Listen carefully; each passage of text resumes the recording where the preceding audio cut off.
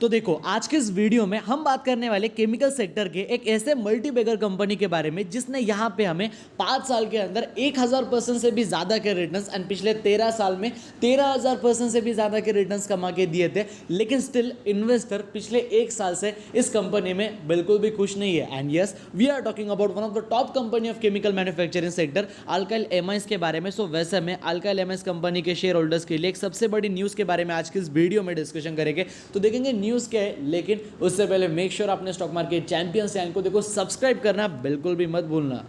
सो देखो अभी अगर आप बात करते हैं अल्काइल एमाइड कंपनी के करंट मार्केट प्राइस के बारे में जो कितनी है, रफली अराउंड 2783 रुपीज़ के करीब 2780 रुपये इस कंपनी के अपने ऑल टाइम हाई की प्राइस है। लेकिन द मोस्ट इंपॉर्टेंट पॉइंट इसकी जो इस कंपनी के ऑल टाइम हाई की प्राइस है वो रफली अराउंड 3800 रुपये के करीब। सो भाई 3800 रुपये का स्टॉक अभी आपको मिल रहा है इतने ज़्यादा सस्ते लेवल के ऊपर, जो कि मेरे हिसाब से देखो आपने बिल्कुल भी मिस नहीं करना चाहिए। मार्केट में देखो 4000 कंपनियां लिस्टेड है एंड उन 4000 में से मैं कहता हूँ 2-2500 कंपनियां ऐसे हो गए जो कि निचले लेवल के ऊपर चल रही है। लेकिन इसका मतलब ये नहीं ना कि पूरे के पूरे कंपनियों में आपने इन्वेस्ट करना चाहिए। एक अच्छी कंपनी जो फंडामेंटली स्ट्रांग है, जो कंपनी के बिजनेस में काफ़ी अच्छी खासी ग्रोथ है, जिस कंपनी के अंदर आने वाले टाइम में भी काफ़ी अच्छा खासा पोटेंशियल है, वैसी कंपनी अगर आपको निचले लेवल के ऊपर मिल रही है देन वहाँ पे आपने उस कंपनी को बिल्कुल भी मिस नहीं करना चाहिए। अभी अगर आप बात करते हैं इसके रिटर्न्स के बारे में, इस कंपनी ने जो 1 साल के अंदर देखो रिटर्न्स कमा के दिए, investor will be definitely disappoint कि 12-13% देखो ये कंपनी गिर चुकी है। बात करी जाए 5 साल के रिटर्न्स के बारे में तो भाई कंपनी के रिटर्न सीधा देखने को मिलते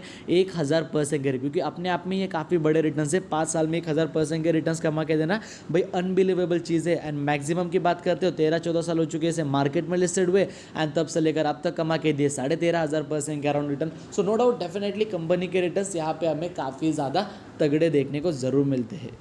सो जैसा कि आप यहाँ पे देख ही सकते हो 2011 में देखो इसका रेवेन्यू था 250 करोड़ के करीब। देखो जैसा कि मैंने आपको दिखा इतनी ज़्यादा तेज़ी थी, इतना कंपनी का स्टॉक प्राइस बढ़ा, इतना रिटर्न्स कमा के दिया, उसके पीछे भाई रीज़न भी तो होना चाहिए ना कुछ। ऐसे कंपनी में तेज़ी आती जा रही है, कंपनी का रेवेन्यू बढ़ नहीं रहा, कंपनी के प्रॉफिट्स बढ़ नहीं रहे, स्टॉक प्राइस आसमान छू रही है, देन वहाँ पे मैनिपुलेशन की बात आती है। वहाँ पे कंपनी के अंदर हाइप होता है कि भाई कंपनी बस बढ़ते जा रही है। वैसे बबल में देखो बिल्कुल भी फंसना मत, वैसे कंपनी में पैसा भी इन्वेस्ट मत करना। ये मेरी राय है। अल्काइल एमाइड कंपनी खुद मेरे भी पोर्टफोलियो में शॉर्ट टर्म के भी एंड लॉन्ग टर्म के भी। अल्काइल एमाइड कंपनी के अगर आप देखते हो रेवेन्यू के बारे में, 2011 में था वो 236 करोड़, अभी चल रहा है 1600 करोड़। ऑलमोस्ट पिछले 10 साल के अंदर जो इस कंपनी का रेवेन्यू है, हमें उसके अंदर जो जंप देखने को मिली, इट वाज रफली अराउंड 800%, 800% से कंपनी का रेवेन्यू बढ़ा in time period of a 10 year. बात करी जाए ऑपरेटिंग प्रॉफिट के बारे में, क्योंकि देखो 200 करोड़ से 800 करोड़ के, 200 करोड़ से 1600 करोड़ की कंपनी के रेवेन्यू में बढ़ना मतलब 800% की जंप है, काफ़ी बड़ी बात है। ऑपरेटिंग प्रॉफिट की बात करते हैं, ठीक है, क्योंकि देखो पैसा कमाना नॉर्मल तो देखो कुछ बात होती नहीं है, पैसा कमाना ही अपने आप में काफ़ी बड़ी बात है, लेकिन वहाँ पे खर्चों को मैनेज करके अपने प्रॉफिट्स को बढ़ाना वो एक सबसे बड़ा टास्क निकल के आता है किसी भी कंपनी के लिए। एंड जब तक कंपनी प्रॉफिट में नहीं आते, मैं तो कहता हूँ भाई उस कंपनी के शेयर्स खरीदो ही मत। लोग काफ़ी प्रेफरेंस दे रहे जोमेटो पेटीएम कंपनी को, एक भी शेयर नहीं है मेरे पास, ना मैंने IPO में अप्लाई करा था, क्योंकि नहीं है भाई उनके अंदर प्रॉफिट, से क्यों ही खरीदना। जब प्रॉफिट में आएगा चलो ठीक है, ज़्यादा पैसा देके खरीद लूंगा, लेकिन लॉस मेकिंग कंपनी नहीं खरीदूंगा। ये आपने कहा हर एक इंसान का सोचने का अलग अलग प्रोस्पेक्टिव होता है। ऑपरेटिंग प्रॉफिट देखते तो 2011 में 31 करोड़ था, अभी 300 करोड़ है। जैसे कि मैंने आपको दिखाया सेल्स के अंदर कंपनी के था 800 करोड़ का जंप भाई, लेकिन यहाँ पे ऑपरेटिंग प्रॉफिट की बात करते हो ना, कंपनी का जो प्रॉफिट है वो माफ करना, I am really sorry about it, 1100% का हमें जंप देखने को मिल रहा है कंपनी के प्रॉफिट्स में। मतलब 800 करोड़ से रेवेन्यू बढ़ा है, 1100% से कंपनी का प्रॉफिट बढ़ा, जो कि अपने आप में काफ़ी बड़ी बात है। लेकिन मेन बात सामने निकल के आती है कि सर ये कंपनी निचले लेवल के ऊपर मिल रही है, आपने कहा 3800 रुपये का स्टॉक है, अभी आपको मिल रहा है इतने सस्ते लेवल के ऊपर। The main point here being इसकी 2021 में इसका प्रॉफिट ने टच करा था 430 करोड़ एंड अभी इसका प्रॉफिट चल रहा है 330 करोड़। सो 100 करोड़ कंपनी का देखो यहाँ पे प्रॉफिट कम हो चुका है। उसके पीछे रीजन भी कि पूरा का पूरा केमिकल सेक्टर यहाँ पे अच्छा परफॉर्म नहीं कर पा रहा, क्रूड ऑयल के प्राइसेस बढ़ते जा रहे हैं, पूरा का पूरा केमिकल सेक्टर डाउन है। बात करते हो आरती इंडस्ट्री, दीपक नाइट्राइट, नाम लो उतने कम है, हर वीडियो में नाम लेके फायदा नहीं है। पूरा का पूरा केमिकल सेक्टर देखो यहाँ पे कुछ खास अच्छा परफॉर्म नहीं कर पा रहा है। शेयर होल्डिंग पैटर्न की बात करते हैं तो देखो भाई कंपनी के प्रमोटर के पास सीधा 72% का स्टेक, एफआईएस के पास पहले देखा जाए मतलब सबसे बड़ी होल्डिंग उन्होंने खरीद के रखी। तो उनको पता है ना कि मेरी कंपनी अच्छी है। अगर कुछ कंपनी ऐसे तो प्रमोटर के 5-6% का स्टेक है, क्या ही फायदा वैसे कंपनी में रह गया। वो मैंने क्या कहा, क्या ही फायदा। वैसे चीज़ें हर एक कंपनी में देखो मैटर नहीं करती। इंफोसिस कंपनी के अंदर प्रमोटर की होल्डिंग 10-15%, तो इसका मतलब ये नहीं ना कि वो कंपनी खरीदेगी नहीं। हर एक कंपनी का अलग अलग पर्सपेक्टिव होता है। भाई 100 करोड़ की कंपनी है, उसके अंदर 2-3% के वो प्रमोटर की होल्डिंग है तो वहाँ पे रिस्क की बात बन जाती है, ठीक है। अगर आप देखते हो एफ के पास पहले 0.43% का स्टेक था, अभी उनके पास 2.5% का स्टेक है। यहाँ पे अगर आप बात करते हो लाइक जो अपने DIS है उनके पास भी 1.11% का स्टेक है, पब्लिक के पास रफली अराउंड 24-25% का स्टेक है।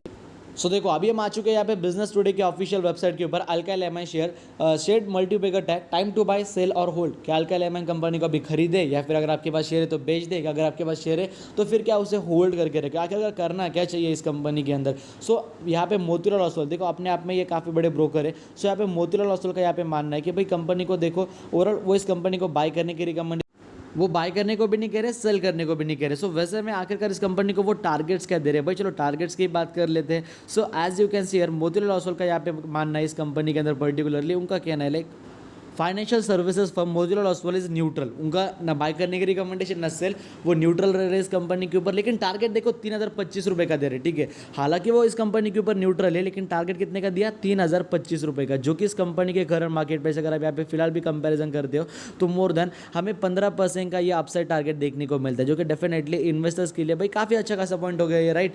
देन उसके बाद अगर देखा जाए उनका लॉन्ग टर्म का अगर आप प्रोस्पेक्टिव देखते हो तो वो 31,174 का टारगेट दे रहे थे। लेकिन अगर बात करी जाए मनोज डालमिया की, जो कि फाउंडर एंड डायरेक्टर है प्रोफिशिएंट इक्विटी की, उनका कहना है कि जो इस कंपनी को उन्होंने लॉन्ग टर्म का जो टारगेट दिया ना वो है 4,780 रुपये रफली। अगर आप देखते हो ना इस कंपनी के करंट मार्केट प्राइस से सीधा सीधा हमें ये 40% का अपसाइड टारगेट देखने को मिलता है, काफ़ी बड़ी बात है 4,780 रुपये का टारगेट। उसके बाद बात करी जाए कंपनी के लाइक यहाँ पे रवि सिंह के बारे में, उन्होंने भाई 2500 का टारगेट दिया। अभिजीत टिप टू ट्रेड के बारे में कहा जाए उन्होंने 2900 का टारगेट दिया एंड लॉन्ग टर्म का जो उन्होंने टारगेट दिया वो था 3,174 रुपीज़ का। सो ओवरऑल देखा जाए अभी जो इस कंपनी का ओवरऑल हमें लॉन्ग टर्म का जो परफॉर्मेंस है वो डेफिनेटली इंप्रूव होते हुए जरूर देखने को मिलने वाला है। अभी पूरा का पूरा केमिकल सेक्टर ही डाउन था, सो इसलिए ये कंपनी का परफॉर्मेंस कुछ खास नहीं था, लेकिन आने वाले टाइम में definitely it has to go up. बाकी चीज़ें देखा जाए मैं कहता हूँ फिलहाल इस लेवल पर अगर आपको ये कंपनी मिल रही है आपने इसे ज़रूर खरीदना चाहिए।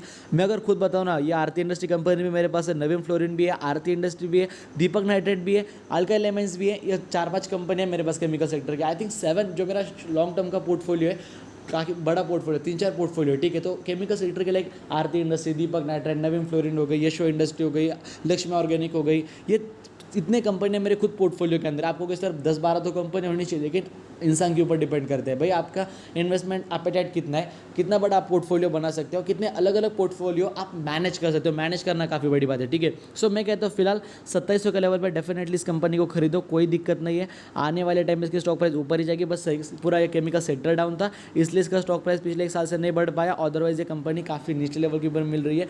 Definitely as per my point of view ये गोल्डन अपॉर्चुनिटी है इसके अंदर बाय करने के लिए। बाकी अगर आपको हमारा आज का वीडियो पसंद है वीडियो को लाइक कर देना, चैनल को सब्सक्राइब कर देना, आपके पास किसी का फायदा होगा, वीडियो शेयर करना भूलना मत। जय हिंद, धन्यवाद।